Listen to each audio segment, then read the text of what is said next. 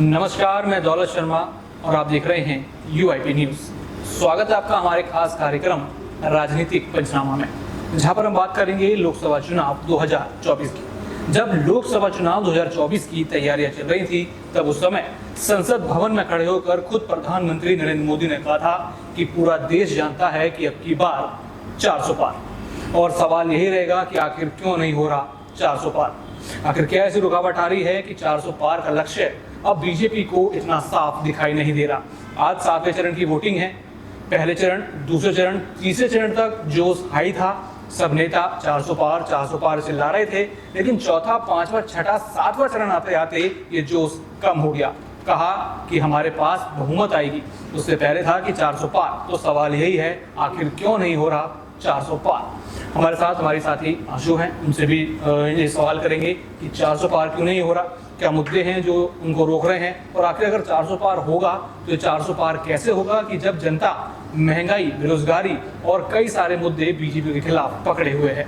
सबसे पहला सवाल मेरा ये रहेगा कि जो 400 पार का सबूखा यहाँ पे छोड़ा था बीजेपी के द्वारा, संसद भवन में खुद प्रधानमंत्री नरेंद्र मोदी ने कहा था, वो आखिर किस समय था, वो क्या लय थी, वो क्या उस समय यहाँ पर प्रधानमंत्री और बाकी अन्य नेता सोच रहे थे कि 400 पार का नारा दिया, और क्या इतना आसान है 400 पार का नारा? जी दौलत, जिस तरीके से उन्होंने संसद भवन के पहले दिन ही 400 पार का नारा दिया था, लेकिन पहले दिन ही ये नारा डूब गया था, क्योंकि उसी दिन जिस तरह से महिला खिलाड़ियों को सड़कों पर रौंदा गया था, उनके साथ हाथापाई हुई थी, जो फोटो सामने आई थी शाम तक, उसने उस नारे, ये जो 400 पार का नारा है, सेम डे ही उसको डुबो दिया था। और इसी के साथ बीजेपी, हर पार्टी अपना एक स्लोगन लेकर आती है, एक नारा लेकर आती है। बीजेपी ने भी 400 पार अपने मन से तो बोल दी, लेकिन जमीनी हकीकत क्या है ये बताएगी ना कि आपका 400 पार होगा या नहीं होगा।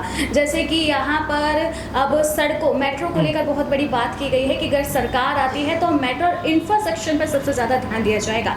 ठीक है, आप सरकार में आते हैं, आपने कुछ वक्त काम किया, लेकिन इसके बीच में जो 4 साल पूछा नहीं जनता को, वो जनता आपको 400 पार कैसे करवा देगी? तो मुझे नहीं लगता कि 400 पार का नारा जो पहले दिन ही बोला, जो पहले दिन ही डूब गया, क्योंकि रेसलर खिलाड़ी की जो तस्वीरें आई थी ना सामने, वो उन्होंने उस दिन ही बीजेपी को जो है उसका रास्ता साफ कर दिया था कि अब बीजेपी लानी ही नहीं है। तो यही सबसे बड़ी वजह है कि 400 पार नहीं हो सकती।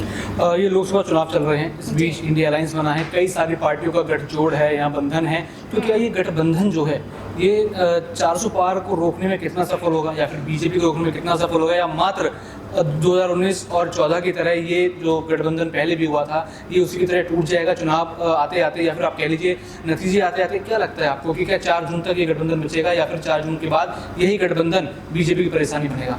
जी बिल्कुल, ये गठबंधन जो है ये 4 जून क्या उसके बाद भी रहने वाला है। जिस तरीके से बोलते हैं कि एकता में अनेकता होती है, एकता में बहुत पावर होती है। जिस तरीके से इंडिया अलायंस मिलकर जो पार्टीज आ गई हैं बीजेपी को घेरने, कहीं ना कहीं इसका असर दिख भी रहा है। बीजेपी अब कहीं ना कहीं डरते हुए दिख रही है, अपने दाव पेच आजमाने उसने शुरू कर दी है, क्योंकि बीजेपी विकास की बातों से हटकर धर्म को बीच में ला रही है, दूसरे देशों से कंपेयर कर रही है, क्योंकि उसके पास अपने ऐसे कोई मुद्दे है ही नहीं, कोई निर्माण के मुद्दे नहीं है, कोई ऐसे शिक्षा रोजगार के मुद्दे नहीं है जिससे वो दिखाकर अपने रिपोर्ट कार्ड को A ग्रेड का बना सके। तो इंडिया अलायंस इस तरीके से आगे बढ़ रही है। इंडिया अलायंस बीजेपी का बता दें कि इस बार घर डुबो के रहेगी। जिस तरीके से ये सारी पार्टियां जो इन्होंने मिलकर घेराबंदी की है बीजेपी की, ये कंफर्म है कि 400 पार नहीं होने दे सकते। और इंडिया अलायंस टूटे अभी ऐसा कुछ सामने नहीं आया देखने को जिससे हम ऐसी आशंका जता सके कि 4 जून तक नहीं जाएगी। 4 जून भी रहेगा और इंडिया अलायंस अगर पावर में है तब ये पार्टीज बरकरार रहेंगी। यहाँ पर जो पूर्व प्रधानमंत्री हैं मनमोहन सिंह जी, उनका एक बयान आया था कि आज से पहले किसी भी प्रधानमंत्री ने इतने नफरत भरे बयान नहीं दिए। तो आप क्या सोचते हैं कि जो बयान आते हैं प्रधानमंत्री नरेंद्र मोदी की तरफ से, क्या एक तरीके से वो हिंदुत्व की तरफ जा रहे हैं, या फिर हम देख सकते हैं कि जिस तरीके से कांग्रेस ने कभी एक कम्युनिटी को अपोलोजाइज बहुत ज़्यादा किया था, एक कम्युनिटी की बात वो हमेशा करते थे, क्या बीजेपी भी उसी राह पे चल रही है? क्या वो भी कांग्रेस के कदमों पर चल रही है? क्योंकि कांग्रेस तो अब यहाँ पर कहती है कि जनगणना होनी चाहिए। बीजेपी ने जनगणना 2011 के बाद शायद यहाँ पर नहीं हुई है 2011 के बाद। तो क्या यहाँ पर जो चुनावों का स्तर है वो गिरता जा रहा है, जिसमें सबसे बड़ी भागीदारी खुद प्रधानमंत्री है? जी बिल्कुल, बीजेपी कांग्रेस के ही, क्योंकि कांग्रेस ने भी एक लंबे टाइम पर देश पर राज किया है, तो बीजेपी कहीं ना कहीं वहाँ से जो है एक आइडिया लेती रहती है कि क्यों ना मैं भी वही कांग्रेस के जो दांवपेच थे उसे आजमा कर मैं अपने यहाँ पर पैर जो जमे हुए हैं उनको जमाए ही रखूँ। और इसी के साथ जो आपने कहा कि यहाँ पर जो हेट स्पीच है, जो हेट स्पीच है बोला गया है, वो कहीं ना कहीं सही है। ये धर्म की नीति जो है अपनाते हैं ये बीजेपी वाले, इनकी धर्म की राजनीति होती है। ये इस तरीके से रणनीतियाँ बनाते हैं कि आपको हिंदू का टैग, हिंदू जाग रहा है और जय श्री राम, ये सब चीज़ें बहुत ज़्यादा ट्रेंड में आई थी। कहीं ना कहीं हिंदू कहते हैं कि बीजेपी ने हमें एक हिम्मत दी है, शेर जाग गया है, बीजेपी की वजह से हम बोलना सीख गए हैं, इसलिए मुस्लिम जो है वो भड़क गए हैं। तो कहीं ना कहीं जो पूर्व यहाँ पर बता दें कि वो जो मुख्यमंत्री थे, प्रधानमंत्री थे मनमोहन सिंह जी ने जो उन्हें कहा है कि ये हेट फैलाना है, ये कहीं ना कहीं सही है, क्योंकि इसके बाद मॉब लिंचिंग के बहुत ज़्यादा केस आए थे। वजह यही थी कि हिंदू जाग गए हैं, तो उसने कहीं ना कहीं जो दूसरे कम्युनिटीज़ पर अटैक किए। तो कहीं ना कहीं ये बीजेपी का फैलाया हुआ वो जहर है जो अब दोनों कम्युनिटीज़ को लड़वा सकता है। यहाँ पर 400 पार का नारा तो दे दिया, लेकिन कहा जा रहा है 400 पार कहीं ना कहीं देश को डिक्टेटरशिप की तरफ ले जाएगा। कई यूट्यूबर्स हैं, कई लोग हैं, कई यहाँ पर जो सोशल मीडिया पर लोग हैं या कह लीजिए एक्टिविस्ट हैं, वो कहते हैं ये 400 पार कहीं ना कहीं संविधान बदलना वो चाहते हैं और यहाँ पर डिक्टेटरशिप लाना चाहते हैं। आपको लगता है क्या देश डिक्टेटरशिप की तरफ जा रहा है या फिर यहाँ पर बीजेपी जो मंसूबे हैं क्या संविधान बदलने वाले हैं?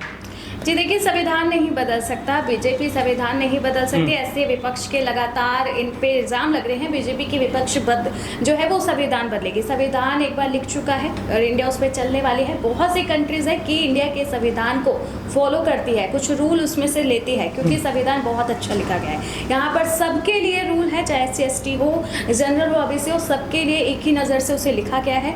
तो संविधान बदलना तो इम्पॉसिबल है। और जिस तरीके से यूट्यूबर्स अब खुलकर सामने आ रहे हैं, देखा जाए तो ये यहाँ पर एक व्यूज़ गेन करने वाली बात चल रही है।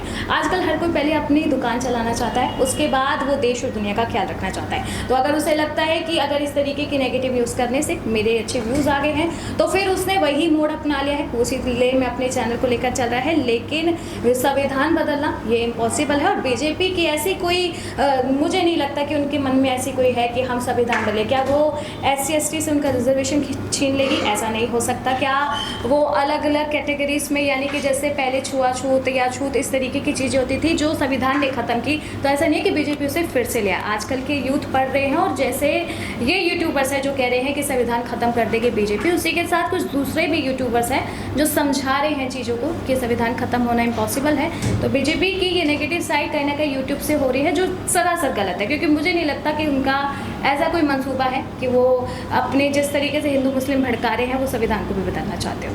आज 1 जून है, यहाँ पर एग्जिट पोल के नतीजे आएंगे शाम तक, तो क्या जो एग्जिट पोल के नतीजे हैं और जो ओपिनियन पोल आएंगे, क्या वो जो रिजल्ट आएगा उससे अलग होगा? जर्नलिस्ट ने देखा कि काफ़ी चीज़ें अलग थी, तो क्या आपको लगता है एग्जिट पोल कहीं ना कहीं लोगों को बहकाते हैं? यहाँ पर कांग्रेस नेता बहिष्कार कर चुके हैं कि वो किसी डिबेट में नहीं जाएंगे, तो क्या एग्जिट पोल, ओपिनियन पोल कहीं ना कहीं रिजल्ट को बहकाते हैं? क्या ये बीजेपी का एक माइंड गेम है?